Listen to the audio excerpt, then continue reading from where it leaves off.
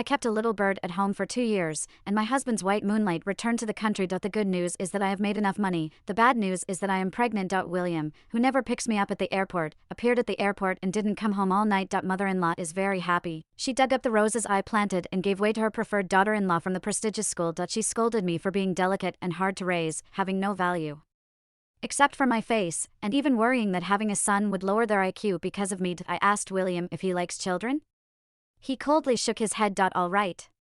If my baby isn't welcome, then I'll raise it myself. Anyway, my sister has money. After signing the divorce agreement, I took my baby to a bar for prenatal education. When I went on stage to liven up for the most handsome rapper, a group of men in black clothes blocked the entire venue. Their boss with an angry face pinned me in front of the Maybach. Early in the morning, I heard the sound of a bulldozer in the garden. I leaned out the window to take a look. Oh my God, mother-in-law brought in a big machine and buried my rose Princess Samantha, which I had planted. She shouted loudly, fearing that I wouldn't hear. Anna is back. Get rid of the bad luck. I want to plant her favorite roses. Anna is William's white moonlight. A young lady who possesses both talent and family background. Back then, she went abroad resolutely to further her studies. This allowed me to pick up William, who is handsome, rich, and good in bed. I owe her a lot. Mother-in-law doesn't see it that way. After married to William for nearly 2 years, she still thinks I'm just a decoration. Apart from my beautiful and bright face, I'm worthless. William is very career-oriented and is constantly traveling around the world for work. He turns a blind eye to his mother's challenges and schemes. Luckily, William's grandmother protected me before she passed away, teaching me to spend men's money when nothing is wrong. I was filial, beautiful, and obedient, and entered the circle of wealthy and famous women, often going shopping with them and splurging money. When mother-in-law saw me going downstairs with a limited edition Hermes, she couldn't contain her anger. Kristen, last month you used my son's card to buy jewelry. The month before that you conned him into buying you an antique. Your family is raising you like a prostitute. Can't you at least have the decency not to be a vampire? The words were harsh but true. The Hilton's family in Washington have a prestigious reputation, but my parents are deceased, so I can only follow my cousin's arrangements. William is the best marriage I can aspire to. But a few days ago, I found a box of Anna's photos in the study. I counted them. There were a total of 520. William has never taken a picture with me. His phone doesn't even have a single photo of us together. It dawned on me that mother-in-law was right in thinking that William still likes Anna. I retched, feeling like throwing up. Mother-in-law became even more angry. You, a country bumpkin from the outside, dare to feel disgusted by what I say? Anna is back. Don't tell me you want to fake a pregnancy to compete for attention. I smirked. Don't watch too much soap opera. It's bad for your brain. Even if you have a son, William won't like him. A brainless waste of space, only capable of affecting the intelligence of my grandson. Mother-in-law, take the time to clean your teeth. Otherwise, the words you speak will stink. She was furious. I fell into contemplation. At the beginning of our marriage, I asked William if he liked children. He coldly shook his head. Later on, every time we went to bed, precautions were taken very seriously. It turns out, he didn't not want children, he just didn't want mine. I caressed my flat belly, feeling a bit scared. Would a child not liked by their father and grandmother be able to stay? Plastic Flower sister Caitlin called. Babe, did you hear? Your husband went to the airport to pick up Anna. She sent a photo. William, tall and slender, was having a conversation with Anna, who was wearing sunglasses. I was stunned. William hadn't been home for almost half a month, but he had time to pick up white moonlight. The choice was clear. That night, there was a cruise ship party in Victoria Harbour. The news of Anna's return spread throughout the circle. I also saw it. Under the fireworks, Anna was wearing a designer off-the-shoulder dress, holding a champagne glass, standing in the spotlight, smiling brightly and boldly. William had always been low-key. No one dared to post his photos. However, next to Anna's solo photo, there was an expensive custom-made Little Prince watch. My heart skipped a beat. The owner of that watch, not long ago, came home half-drunk. After taking a bath, he grabbed my ankle and started kissing me. I was half asleep, pushing him away gently. But he hugged me with his warm body, his big hands grabbing my waist, and his delicate kisses completely engulfing me. A child conceived after drinking, William definitely wouldn't want that. Caitlin called again, angrily saying, "What was William thinking?" Anna says the party was his idea. You've been married to him for 2 years, didn't he miss any of your anniversaries? Could it be that he's the kind of domineering CEO who would say, "I can satisfy you with everything except love"? My eyes went black. Maybe he wanted to say, Kristen, don't forget your place, you're not qualified to give birth to children for me. My body shuddered. No, it can't be. The Hilton's family treats me as a marriage tool. I don't have parents, and now I don't even have a grandmother. With Anna back, William definitely won't let me give birth to a baby that's in the way. I went upstairs and opened the safe. Inside were many sapphires, emeralds, and gold bars. In addition to these, I cashed out a lot of money and stored it on a card that no one knew about, totaling over $1 billion. William is very generous. If we get divorced without the company's shares, he shouldn't come after me for the expenses of the past 2 years to the Hilton's family. But if he dares, I rushed to the study and took photos of all the Anna pictures he had collected. If William dares to do something, I'll make it times 15 and sell them all to the gossip magazines. The next morning, I carried a suitcase filled with gems and gold bars downstairs. My mother-in-law appeared like an angry lioness. Are you going to Paris to shop or to the beach to sunbathe? I protected the suitcase like my own child. Mother-in-law, I know you don't like me, but you are so stingy that you can't bear to spend money to send me away. I am magnanimous and won't argue with you. The divorce agreement is ready. You inform William to go to the Civil Affairs Bureau tomorrow. My mother-in-law looked at me suspiciously. You love money so much. How can you bear to do this? When Anna comes back, your son will be even more absent. I don't want to occupy your family's resources. Just make sure the Geddes family doesn't cancel the cooperation with the Hilton's family. She happily called William on the phone. Son, Kristen is talking about divorce. William was about to hold a very important international conference, and he paused. What happened? She looked like she was scheming and flirting, definitely having an affair outside. William rubbed his temples. The mother-in-law and daughter-in-law always didn't get along. Before, his grandmother was here to protect his young wife, but 6 months ago, the old lady passed away, and he was busy expanding into new markets, so busy that he didn't even have time to come home for dinner, let alone reconcile the conflicts between the two. Son, Kristen has signed the divorce agreement. Find time to get it done quickly. She whispered, laughing, Anna is single, just waiting for you. Don't disappoint her. How did it get to Anna? William decisively hung up the phone. He was a man who prioritized his career, and he would always put aside family matters. Moreover, now the Hilton's family depends on the Geddes family for support. If Kristen wants a divorce, her uncle from the Geddes family would be the first to object. I moved to a large apartment. This little nest was left to me by my grandmother. She pitied me for being orphaned, and my mother-in-law was so tight-fisted. If one day I argued with William, I would have a place to stay. I lay on the sofa, looking at my flat abdomen, thinking that once William signed the papers, I would leave. I was brought to Washington by my uncle when I was 10 years old. He raised me, and I married into it for 2 years, which was considered a repayment. The phone rang. It was not William. The workaholic probably didn't realize he was going to be a father until after his wife gave birth and completed her confinement. Kristen, are you okay? What could be wrong? Caitlin hesitated a bit before saying, Anna is going too far. Rumors are spreading on her behalf. As soon as she returns, they say you are a mistress who dared to take away her first love while the Washington heiress was abroad. They even cursed you as fake. The real one is back, and she will surely kick you out. It's all William's fault. He never threw a party for you, but he held a grand one for Anna's return. I clenched my phone, trying to sound casual. Maybe it's true. Can't be. Compromising so soon? Originally, William and I were in a business alliance. It was just that I fell for him while my wealthy father kept spending money. Can't help it, people are drawn to strength. He was good at business, willing to spend money on me, and his eyes were full of love when he kissed me. But he didn't want to have children with me. Reality hit me in a second. I ate downstairs and wandered around nearby to relax. The open-air bar was lively.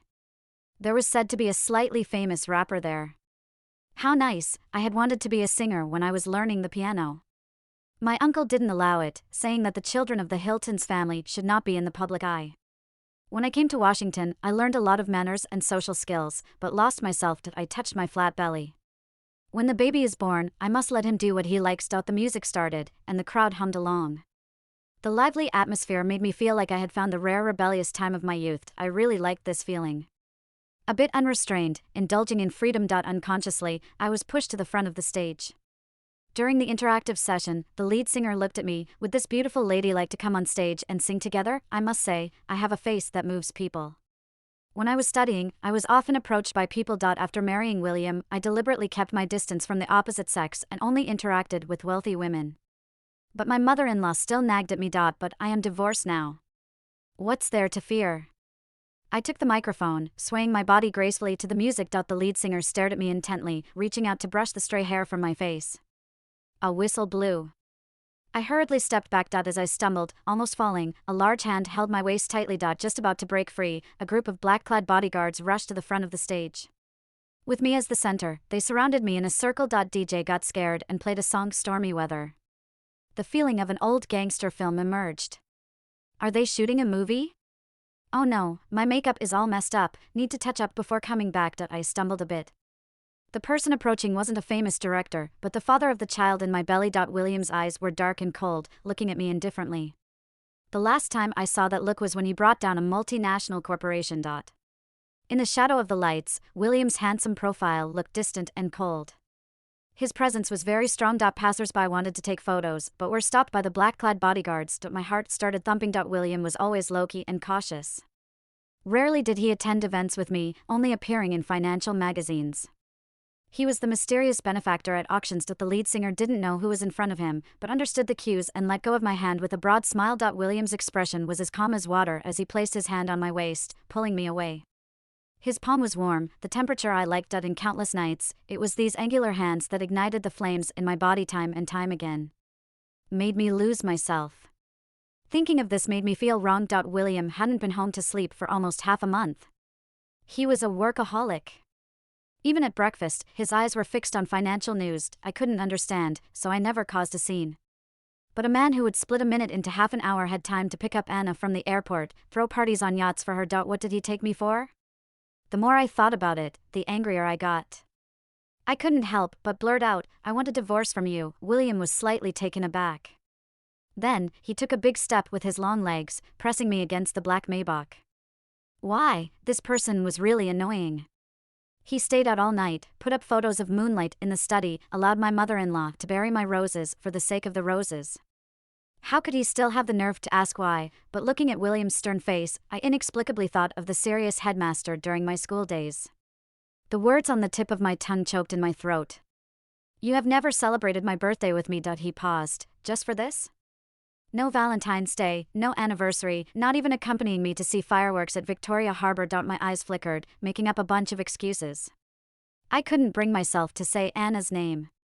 It felt uncomfortable in my heart. Maybe I took Caitlin's words to heart. "Kristen, you and William are really just a marriage of convenience. He has no feelings for you. Everyone playing separately in this circle is normal. Who cares about the other's feelings? In a man's heart, only those who are not loved are considered the third party." I didn't understand the way she did. But why was I so weak? Liking a man who didn't smile much in bed, nor say sweet words. Tears flowed unconsciously. William reached out to wipe them away, but I turned my head to avoid it. The phone rang. He used his magnetic voice to communicate with a big client. It was an urgent call. William had just finished a meeting and was supposed to take a night flight to discuss a big project in the UK. But upon leaving the company, the vice president informed him that his wife had run off from the home garden celebration, taking her luggage with her. William knew his little wife was a bit delicate. When upset, she would hide away and cry by herself. Those big, wet eyes looked so pitiful. But mentioning divorce was a first. He calculated the timing and caught up with me. After stuttering for a while, I gave out a ridiculous breakup excuse. William glanced at his watch and softened his tone. "Whatever it is, let's talk about it when I come back." He waved to have the bodyguard send me back. I refused. The villa's garden had just been planted with roses, looking sickening. I walked into the slightly chilly night in a thin blue dress. William's brows furrowed. Looking in the direction of where Grandma had sent him, he got into the Maybach and left. The phone rang incessantly early in the morning. I had a sleepless night and my head was pounding. It was my uncle calling. His voice was clearly angry. "Kristen, you are William's wife. How could you be seen hugging and embracing another man in public? Did it really happen?" He sent me a video clip. Last night. While singing on stage, the lead singer kept looking at me with a suggestive look. When I almost stumbled, his hand rested on my waist. My heart skipped a beat. I'm not a big star, how come I coincidentally got captured on camera? And didn't William instruct the bodyguard to stop it? Or was it just for show to make me look bad? Is he planning to give me the blame of having an affair, so that Anna can openly become the next Mrs. William? Uncle sighed. "Kristen, our two families are in a business alliance." In these past years, after William resolved the major issues within the Geddes family, the development has surpassed that of the Hilton's family by far. William is indeed outstanding. 3 years older than me, he has always been a prominent figure in school. At the age of 20, when the deceased grandfather left behind a mess, Grandma went against objections and had her grandson take over. William hadn't even graduated from a top 10 global school, yet he took over the family business. He proved to be sharp at a young age. Not only did he reverse the decline of the Geddes family, but he also earned the respect of the old heads of the company. Uncle asked again, "Your mother-in-law said you proposed the divorce. What's going on?" The two families have invested in several promising projects, and the profits haven't been received yet. Even if she causes trouble, you have to comply and endure it. Uncle's words were harsh, but that's what people from the Hilton's family should bear. If it weren't for me bringing you to Washington back then, where would you have grown up in luxury? Everything has a price, and even Uncle has to humbly ask for help in the business circle. He hesitated for a moment, then still spoke out, "Even if William has a woman on the side, you have to bear with it and focus on the bigger picture." The last sentence made tears of grievances swirl in my eyes. I've always understood. Businessmen prioritize profits. Uncle spent money on showing me fashion shows, buying jewelry, pampering me with luxury, without needing to do any household chores. It wasn't just a matter of fulfilling parental duties, it was also for long-term investments. After being in this circle for over 10 years, I obviously understand the meaning of this alliance. Uncle is the same. He also has a mistress a few years older than me. Auntie turned a blind eye. But when it comes to love, a lot of things become unclear. It makes people indecisive. Neither leaving nor staying seems right. As I hung up on Uncle's call, my headache worsened. Little did I know, Caitlin brought even more explosive news. "Baby, I heard that Anna went to England overnight." "What's that about?" William left in such a hurry. Was it for a rendezvous with his lover? My body was feeling increasingly unwell. Caitlin, indignant, said, "William hasn't accompanied you to any parties, many people don't even know you're his wife." But that night, he didn't show up in front of everyone, yet he lit fireworks at the harbor all night long to celebrate her return. It seems like he really doesn't love you. Caitlin knew how to pierce the heart. She made me see that William isn't someone who doesn't understand romance, he just didn't want to waste time on me. Caitlin continued cutting, "If he doesn't indulge you, how can your mother-in-law dare to mistreat you like this?" I squeezed my phone, feeling breathless. Sensing my off mood, Caitlin hurriedly said, "Baby, how about I take you to Lan Kwai Fong? Let's party all night tonight, and I'll introduce you to some new friends." If a man doesn't indulge, and his wife is at home every day, he would assume you have no romantic prospects left. Since childhood, I have been a good girl. Hilton's family warned me to avoid making mistakes, so as not to embarrass the family. At the age of 24, I had only been with William. I had only kissed and slept with him. He held me in his arms till morning. But Caitlin told me that people in our circle mock me as an antique vase from the Middle Ages. Never casually touch a man, always have a cold demeanor, show no interest at all. Come on, I know a handsome guy with a great physique, his health check report is very healthy, he will make sure you have no worries. If William is nocturnal with another woman, then tit for tat. Baby, you can't spend your whole life just kissing one man, the handsome guy will fulfill all your fantasies. Caitlin is usually into fun. But how could she encourage me to have an affair? My mind suddenly cleared a bit. No, I hate betrayal from others, but I cannot punish myself using someone else's mistakes. Early in the morning, I received 2 distressing phone calls, and I clearly felt very uncomfortable. After arriving at the private hospital for a checkup, I unexpectedly ran into a familiar face from the past. "Richard, is that you?" Meeting his tranquil, dark eyes, I was pleasantly surprised. "Kristen, it's been a long time," Richard said.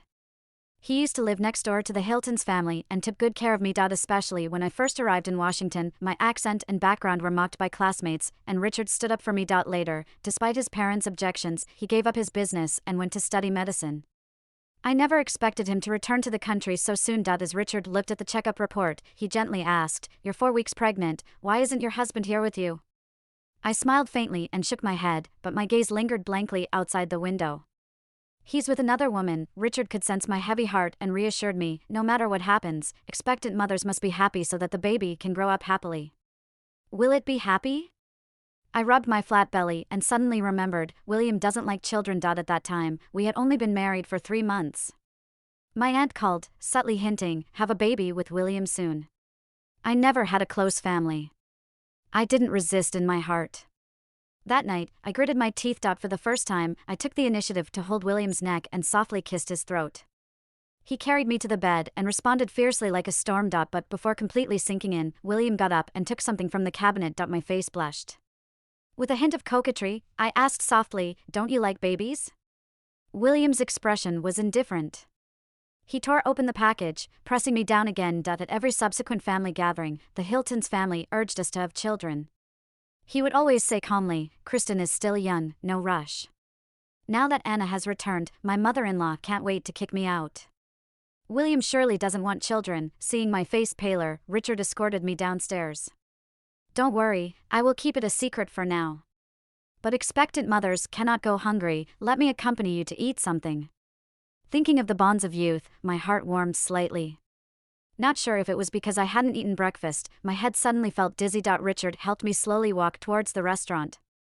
When the dizziness subsided, I turned around and felt like someone was taking a sneaky photo. But I couldn't find any trace. For 3 whole days, after I brought up the big issue of divorce, William didn't make a single call or send a text. It's as if he disappeared into outer space on a private jet. Does he disdain me, or is he confident that I won't leave? I tossed and turned. I clearly disliked how much he did for Anna. Yet, I couldn't help but remember the night he gently embraced me when he rarely returned home. I blushed with embarrassment, hitting the pillow. Caitlin called, "Sweetheart, don't stay at home every day. There's a new store opening, come and join the excitement."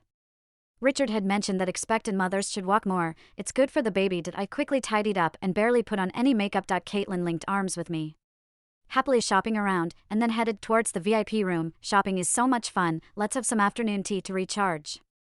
After a while, the door suddenly swung open. Several socialite women surrounded a woman entering the room. The surrounded woman was wearing a haute couture dress from Chanel and holding an Hermes handbag. I recognized her at a glance. She was Anna. Caitlin was surprised. "How did you know?" Because my husband's study is filled with hundreds of her pictures. Even if I had prosopagnosia, I wouldn't fail to recognize her. They were sitting not far away, chatting and drinking tea together. "Anna, you graduated from an Ivy League school and even got a master's degree in psychology. Can you give me some advice?" Anna works in venture capital overseas, and her time is precious. She doesn't have time to listen to you talk about heartbreak. That's right. We rely on our family's wealth, can't compare to Anna, who stands on her own. No wonder William from the Geddes family group can't get his sister out of his mind. "I heard the fireworks at the harbor that night were set off just for you." Anna smiled, pleased with the flattery. She neither confirmed nor denied it, but looked over here with a critical gaze. I wasn't wearing makeup, feeling somewhat weaker in presence. But my slender back remained straight. The socialite sitting next to me sneered, "It's a pity you were studying abroad back then, otherwise how could some unheard of person take your mother-in-law's position?" That person was Jenny. Back in high school, a boy she liked had confessed to me, hence her deep animosity towards me. As the conversation veered off, they talked amongst themselves as if I were invisible. "I've never seen Senior William bring Kristen to any parties, she's always alone." Nonsense.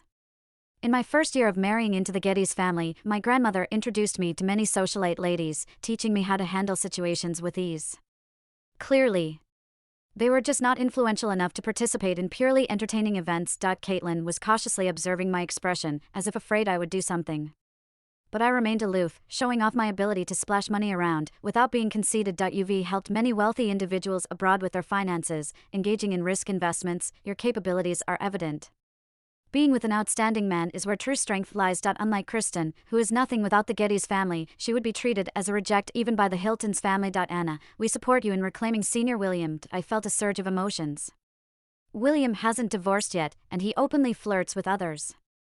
Is it because I'm useless that he doesn't take me seriously? I really want to fly to England and confront him. Stop it. I don't want William to misunderstand. Anna unconsciously adjusted her collar. Jenny exclaimed, "Oh my God. Isn't this the Rose Nebula necklace that fetched the highest price at the auction yesterday? How did it end up with you, Anna?"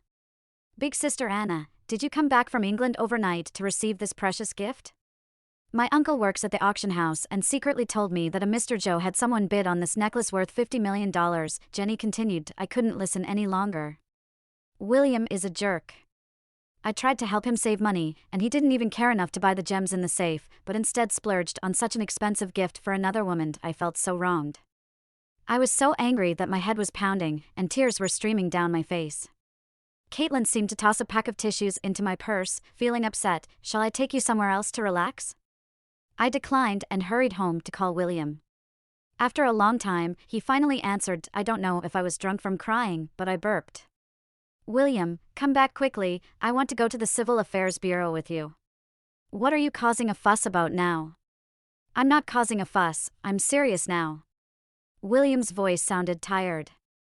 He had been working nonstop for 72 hours, severely lacking in sleep. His tone was less restrained than usual, with a hint of the boss reprimanding his employee. Kristen, where is your head at? How are you going to live after you leave me? The Hilton's family won't let you off, and you don't have the money to buy the jewels you like freely. It turns out that William, like those socialites, was thinking of me. With no parents to rely on, I was purely raised by the Hilton's family for a marriage alliance that I remembered in college. My uncle ignored my objections and sent me abroad to study art appreciation. My cousin had terrible grades, barely made it into a mediocre university, and still managed to get a job in the company. I also wanted to develop my career, but my uncle wouldn't allow it. As soon as I graduated, he pressured me into blind dates that they never thought about my future. What if I became a discarded wife of a wealthy family? It would be hard to find a regular job. That it was too sad. I couldn't help but retort, William, you've never said such serious things to me before. Sure enough, everything has changed now that Anna has returned. I hung up the phone. William wanted to ask more, but the assistant knocked on the door, reminding him that the CEO had arrived, and they were about to enter a new round of negotiations. He rubbed his forehead. Kristen was the hardest to appease when she was upset. If he said something to upset her again, he would have to deal with the mess his father left behind for a while. He would explain things when he returned to the country. Countless data fluttered in my mind. William forgot to ask for the rose starry necklace, which was taken by someone, whether it had been delivered to his wife. I cried on the bed hugging a pillow. My eyes occasionally glanced at my phone. My mind was half confused, half awake. Confused because I felt William was so heartless. I knew about Anna's existence, and he didn't explain anything. Awake because I was starting to regret a little that I used to be very considerate, never bothering William while he worked. This time, going abroad, I didn't pack his bags for him, didn't prepare his ties, and didn't place the rose-scented sachet next to his sleepwear. When William gets busy, he tends to lack sleep. He hugs me, smells the rose scent on my hair, and then sleeps deeper. Looking in the mirror, I shook my head, stopped thinking about it. It's no good for the love-stricken mind. If William divorces me for Anna and wants the money back from our joint savings, I will end up homeless, won't I? No way. The sudden sense of crisis made me determined to find a job. Caitlin invited me out to a bar again. I don't know why, but she's been acting strange recently, always trying to set me up with younger guys. She says the best way to forget someone is to fall in love with someone else. But I don't want to. I can't betray the vows of love while my marriage still exists. As I aimlessly searched for direction, someone reached out to me. Miss, I'm a musician named Andy. I've heard your songs online. Your unique voice has attracted many fans who inquired about which company you belong to. Would you be interested in chatting? When I first came to Washington, I couldn't speak American English. My classmates mocked me for being a country bumpkin. I cried in secret. Later, I fell in love with English songs, practicing one song 1,000 times. My accent gradually improved. It was just that my uncle forbade me from stepping into the entertainment industry, so I gave up. Wearing sunglasses, I met Andy. I clearly told him that I wasn't suited to be in the public eye. Andy said it was fine. Many people overseas are willing to be anonymous singers. Their songs are niche and not mainstream. They don't make a fortune from holding concerts, but they have a devoted group of listeners. It's enough to sustain themselves. As we talked, I learned that Andy was once a rich young man. He had a falling out with his family to pursue music, but he was doing well now. He praised my voice for being soulful and moving. Finding a kindred spirit, I was happy that I spent a week in the recording studio, recorded 2 songs, sold the rights, and received my first earnings. To others in the industry, this might not seem like much. But to me, it was significant. It meant that my talent could be exchanged for something valuable. The annual charity banquet, Gathering of Beauties, has begun. I didn't want to go, but my grandmother used to do charity work every year, and I didn't want to stop her legacy of kindness. Upon arriving at the venue, my mother-in-law was also there. Her relationship with my grandmother had been very bad. In the past, whenever my grandmother showed up, she was not allowed to appear. Now, my mother-in-law felt like she had finally gained the upper hand. She was dressed in a tender pink evening gown, with her makeup looking exaggerated. Anna was sitting beside me, almost praising her to the skies. I rolled my eyes, realizing Anna's talent for telling white lies.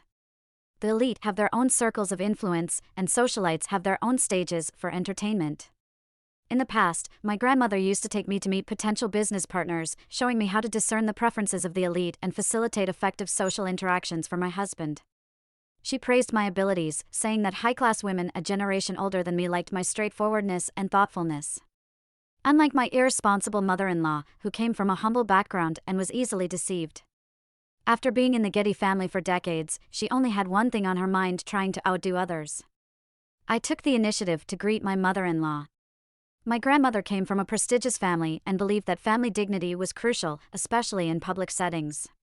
However, my mother-in-law didn't appreciate it and publicly rebuked me, saying, "Kristen, you finally show some promise. Running away from home, causing a divorce, and still have the nerve to show up in front of me." Anna patted her back to calm her down, playing the role of a dutiful daughter-in-law. The gazes of the socialites were filled with disdain as they looked at me. "Even my mother-in-law doesn't support you, you'll be kicked out of the Getty family sooner or later." They were like canaries chirping, being polite only in words. In reality, they were just tools for men to vent their frustrations. Jenny linked arms with Anna and smiled, saying, "Don't mind the unimportant people. Anna is back this time to guide us in investing and making big money. She's so outstanding." I remained calm, listening quietly. The banquet began. Harry Rohn, the president of the Gathering of Beauties, took the stage and announced the start of the charity auction. Among the items was the emerald necklace left by my grandmother. My mother-in-law stared at me, eyes wide with astonishment. "Kristen, did you bring this? How dare you meddle with Getty family's belongings?" I smiled faintly, saying, "It was grandmother's wish. If you don't believe me, go back and check the will. During her lifetime, she used to give you a monthly allowance according to your salary. She couldn't bear to spend money lavishly, so jealousy made you swipe William's card." The sound of bidding filled the air, reaching a crescendo. The event reached its climax. Harry Rohn invited me on stage, saying, "Kristen, you used to come with your grandmother, but now you're standing on your own. I heard you released a song recently. Could you sing one live for us to auction off?" I was surprised. "Rohn, how did you know?" Andy called me Auntie. "Ah." It turns out that the Dragon King temple was flooded. I walked up to the stage, holding out my dress. The lights dimmed, leaving only the twinkling stars on the stage. I steadied my mind and began to sing. As my gaze swept across, some were astonished, some sneered lightly. But regardless of their reactions, they all understood, the Garden of Flowers was not a place where just anyone could come. And certainly not everyone had the right to take the stage. Uncle Tang pointed at me, his face full of pride, whispering to the people around him. Grandma pounded her chest in anger, Jenny stomped her foot in rage. Anna looked at me meaningfully. Perhaps she didn't expect that I had this hidden side of me. Even more unexpected was Harry Rohm's gratitude towards his grandmother, for making a grand gesture to boost my reputation, making me feel at ease in the circle of socialites. As the song ended, the auction began. It was supposed to be a cheerful little song, with donations at will. But unexpectedly, someone bid $10 million. Upon hearing that familiar yet slightly tired voice, my throat felt sore. William. How did he come back? All eyes turned to the face of a man in a suit, tall and with a deep and serious expression. Those who knew him were curious, how could the decisive William of the business world appear in such a setting? Those who didn't know him were excited. When did Washington produce such a young, noble, and handsome CEO? "Kristen, I'm back." William walked over, took my hand, and held it tightly. Harry Rohn smiled gently. "The Getty's family is generous. On behalf of the children in the mountainous areas, thank you both." William politely smiled. "It's all thanks to my wife. She has always been kind-hearted. Please take care of her, Harry Rohn, in the future." This was the first time William accompanied me to a banquet. The ridiculed socialites were stunned. Weren't the two of them in a business marriage? How could someone be willing to spend $10 million to listen to a wife they had no feelings for? Ridiculous, who spread the rumor that William and Anna were a couple. From the moment they entered until now, the CEO's gaze had been fixed on Kristen. As the evening banquet came to a close, Anna raised a glass of red wine and walked gracefully towards William, asking, "William, why did you come back so suddenly?" William pursed his thin lips, his eyes cold and distant. "Miss Anna, I think you have an obligation to explain why the rose starry sky necklace that I bid for appeared on you, and was coincidentally seen by my wife." His tone was cold, but holding my hand felt warm. A rose sky necklace? Wasn't William buying it for Anna? Mother-in-law rushed over to defuse the situation. "William, I thought you bought it for Anna." William's eyes were filled with undisguised anger. I remember clearly that I said to give it to Kristen when I had it sent back. Mother-in-law was completely speechless. During those few days when I wasn't at the villa, she was eagerly waiting for Anna to come in. And when Anna visited and casually mentioned it, she just handed it to her. At that time, she didn't even know how expensive this necklace was. Anna, with red eyes, said, "William, it was my misunderstanding. I will personally return it to the Geddes family another day." "But did you not see the photos I sent to your email?" "What photos?" I was confused. Kristen might flirt with questionable men, not as innocent as you think. I was furious. "Anna, how can you take advantage and act innocent? My husband threw a yacht reception for you, isn't that enough? Are you also trying to discredit me?" Anna ignored me and continued to persuade William, "When you were in high school, your best friend betrayed you, and you cut ties with him forever. You have never been clear-headed. You shouldn't keep a woman who spends money recklessly around. She could easily become a ticking time bomb." William's voice turned icy cold. "Anna, don't play too many tricks. My tolerance has limits."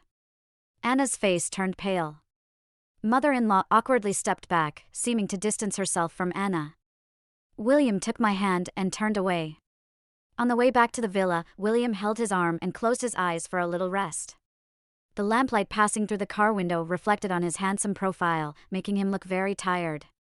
I felt a pang in my heart. And some regret. How come just a mere $1 million could lure me back home? Also, William said the rose sky necklace wasn't for Anna. Could it be for me? In my moment of self-indulgence, a pair of large hands grabbed my waist tightly. What was I thinking? Even his brows furrowed in worry. I was scared. The baby was still in my belly. Seeing me push away, William's deep eyes dimmed a bit. "What's wrong?" "What about those photos Anna mentioned?" William seemed indifferent. Seeing my tense expression, he still picked up his phone, logged into his email. There were many photos of me with different men. I sang with someone in the bar. Richard helped me at the hospital. I was approached by a young man Caitlin introduced me to at the mall. Anna is having someone follow me? Why? To find evidence of my fickle nature. She knows I despise betrayal and wants to throw you off balance. My eyes widened like a little rabbit's. Suddenly remembering something, I rummaged through my bag. Sure enough, I found a card. I almost dropped it in shock. On it was a man's provocative photo, half hidden, muscles bulging. The back had a phone number and some suggestive words: "Miss, love at first sight, looking forward to another night of passion."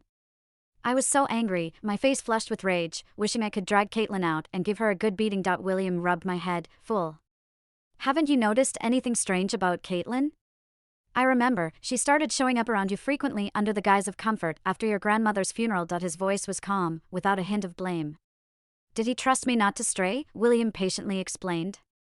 "These days, he's been incredibly busy." I started to feel uneasy. Something didn't seem quite right.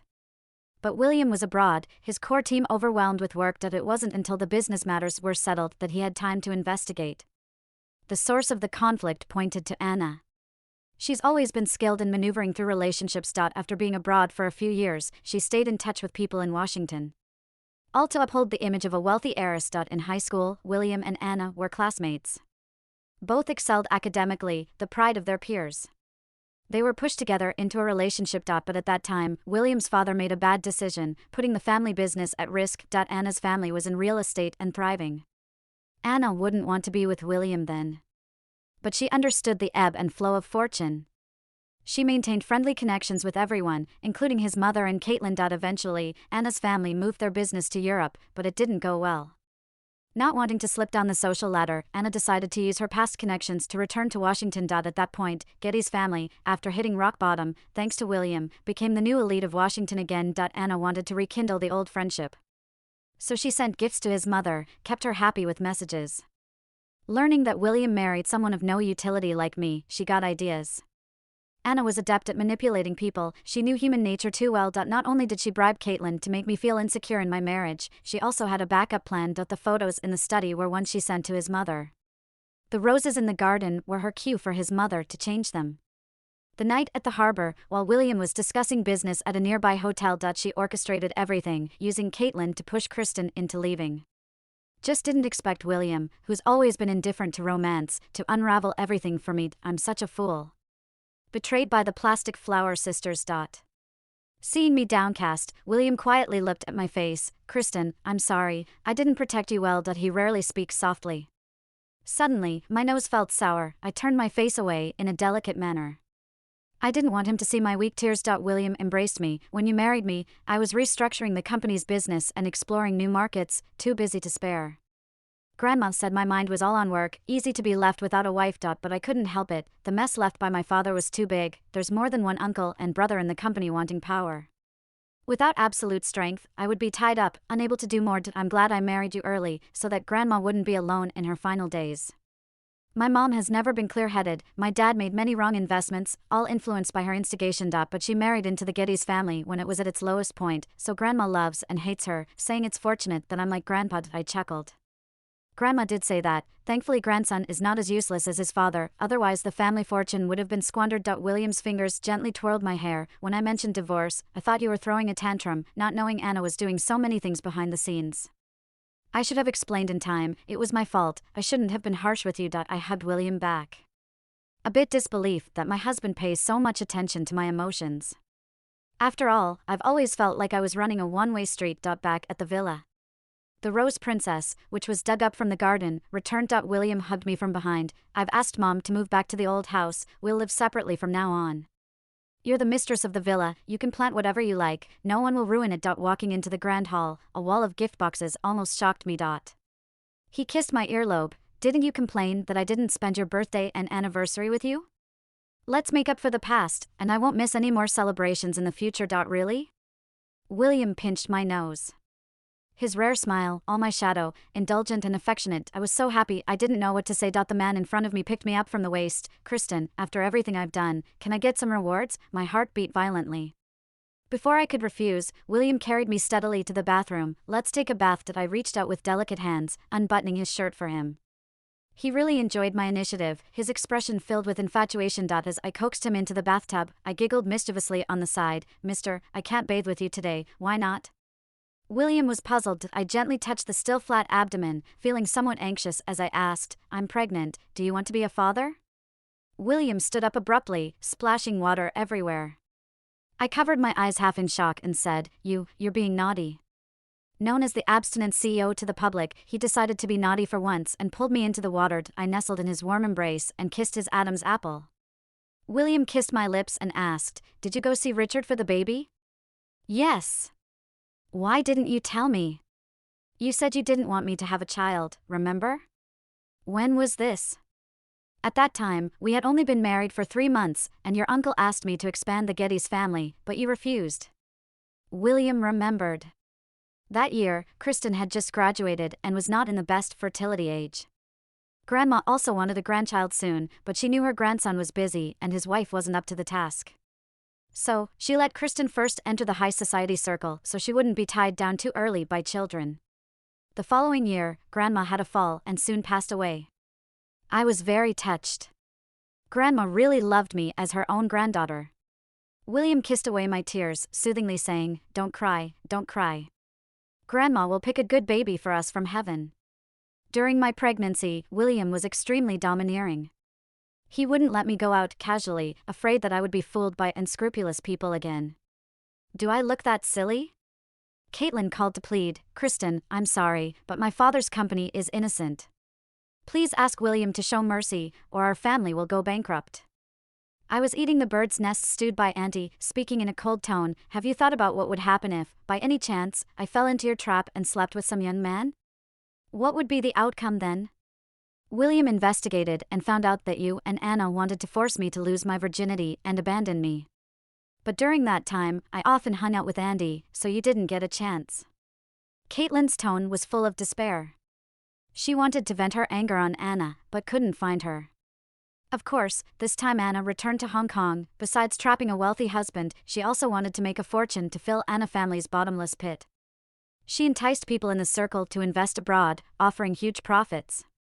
Caitlin and Jenny's families invested a lot, but Anna's scheme didn't last long, as the person William sent for a thorough investigation blew the whistle. She transferred the money overseas before the person managed to escape, and was caught in the net. Due to the large amount of money involved in the fundraising fraud, she might face up to 20 years of imprisonment. Her mother-in-law was frightened. In case she invited trouble, if William fell for Anna's trap, the Geddes family would be completely ruined. Since then, she saw that I had become more reserved and even bought pure cotton clothes for the baby to show goodwill. I maintained a respectful distance from her. Mutual respect probably meant the best relationship between a mother-in-law and a daughter-in-law. When I was 4 months pregnant, William finally allowed me to go out. Andy was excited and said there was a song that suited me perfectly. I planned to donate all the income from this song under the guise of charity. Perhaps due to excessive practice, when William came to pick me up, my complexion wasn't great. Worried, he insisted on taking me to the hospital. No need to make a fuss, I was fine. Besides, at this time, going to Geddes family's hospital would be congested. Without saying a word, William took me to Richard's private hospital nearby. I found it unbelievable. How did you know about this place? Richard was also surprised when he saw us together. But as a professional, he quickly had the head nurse check me and confirmed that everything was fine. However, I felt there was invisible gun smoke between the two men. Before leaving, Richard whispered to me, "Your husband cares about you a lot and asked a lot of questions about the baby." But he seemed a bit hostile towards me, perhaps jealous. How is that possible? William wouldn't create an imaginary enemy just because of some ambiguous photos taken for Anna. That night, William cooked personally and fed me until I was full. When we got into bed, he applied safe body lotion on my belly. But as he touched me, his hands and feet became restless. Struggling with all my might, I still couldn't escape the man's tender and meticulous kisses. In the heat of the moment, William's warm breath brushed against my earlobe as he whispered, "I asked your brother, Richard, and he said you and the baby are both doing well. We can sleep together now."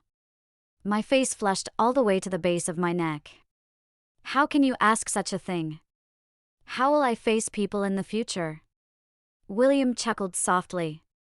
He gently embraced me until we were both covered in a sheen of sweat. Late at night, he carried me to the bathroom to take a shower, making sure to rub me with rose-scented oil. My circadian rhythm was disrupted. Unable to sleep, I snuggled up to his neck and coquettishly said, "Our baby is about to be born, and you still haven't said you love me." William was a reserved man who never openly expressed his love for anyone. But in that moment, with his clear and profound face buried in my hair, he tenderly said, "Darling, I love you." I nestled into William's arms. Happily, I pecked his lips once, twice, and said playfully, "I still can't fall asleep. Tell me a story." William had a good memory. He casually recalled a passage from my favorite book, The Little Prince, "My Rose, I am responsible for her. And yet she's so fragile, so naive. She has only 4 thorns to protect herself, to defend herself against the world. Perhaps there are 5,000 red roses in the world, but you are my unique rose." With a smile, I drifted off to sleep. In my dream, William was holding a little boy who bore a striking resemblance to him, walking towards me with determination. I knew that it was a gift chosen for me by Grandma in heaven, called the love of a lifetime. Extra scene: the first time William heard the name Kristen was when he was 13 years old. His grandmother and Kristen's grandmother were best friends. Unfortunately, both sisters ended up with a piece of barbecue pork on their plates. William's father was not good at studying or working, always focused on pleasure. Kristen's father was even more rebellious, chasing after his so-called musical dream to Italy, leaving for over a decade. When Kristen came to Washington at the age of 10, her grandmother was critically ill and entrusted her granddaughter, who had just been brought back, to her youngest son to raise, never quite at ease. Grandma has seen it. That girl is very thin, very timid, but extremely beautiful. She can't speak American English and is often teased by classmates. When feeling wronged, she would run to the garden and cry in front of the roses. Grandma couldn't bear it. Not sure what promise was made to the Hiltons family, the clever second young master of the Hiltons family promised to treat Kristen well. Grandma still worried. Kristen had very few female friends because she was too beautiful. Boys either bullied her or eagerly wrote love letters to her. The boy next door took the initiative to become her flower protector. However, the Hiltons family's upbringing was strict. They required her to return home on time, check her school bag every day to see if there were gifts from boys. She knew she had no strong support, so she worked hard to integrate into a circle that didn't originally belong to her. She learned foreign languages, etiquette, and social skills. In her sophomore year, when William returned to take over the family business, he was invited to the school anniversary celebration. On stage, the girl's face was bright, wearing a red gown, singing like a blooming red rose. Her husky voice was unique, stunning the whole audience. The boys revealed expressions of wanting to pursue her. The girls whispered, scolding her for dressing so provocatively, not knowing who she was trying to seduce. Kristen burst into tears as soon as she stepped off the stage. William felt the desire to protect the delicate flower. He even felt a bit jealous when he hurried to comfort her with Richard. But he was too busy. A young CEO, with his own battlefield to attend to, until the girl graduated from college. Grandma asked William if he wanted to marry the daughter-in-law he had always liked. He agreed without hesitation. After marriage, Grandma, wearing her reading glasses, seriously taught Kristen, "Where a man's money is, there his heart will be. Your mother-in-law can't tie down a man's heart, so she takes her grievances out on us." Kristen's face was surprised but embarrassed to scold her mother-in-law together. She just chuckled and gave Grandma a back rub. William smiled, letting her use the black card freely. Until he realized that the small fortune couldn't bring complete security to his wife, he learned to comfort his girl. Before turning off the light, Kristen fell asleep peacefully. William leaned over to kiss her red lips, as if gently nurturing a rose. A unique rose.